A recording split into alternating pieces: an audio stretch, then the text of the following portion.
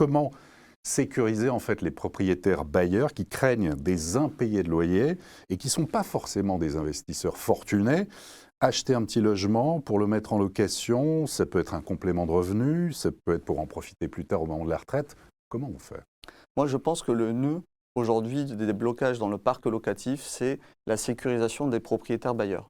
Aujourd'hui, les propriétaires bailleurs, même s'il existe des solutions, et notamment la garantie Visale, qui est une garantie gratuite à la fois pour le propriétaire et le locataire portée par Action Logement, on a le sentiment en France, quand on met en location, que ça va être source de difficultés, de problèmes. Donc le premier message à envoyer, c'est celui de la sécurisation aux propriétaires bailleurs et notamment par la généralisation d'une garantie loyer impayé que j'appelle de nouvelle génération.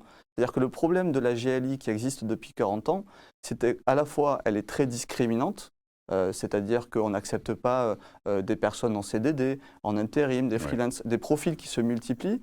On n'accepte pas des personnes qui ne gagnent pas l'équivalent de 3 fois le loyer. Donc de fait, vous vous mettez en dehors du parc locatif énormément de Français.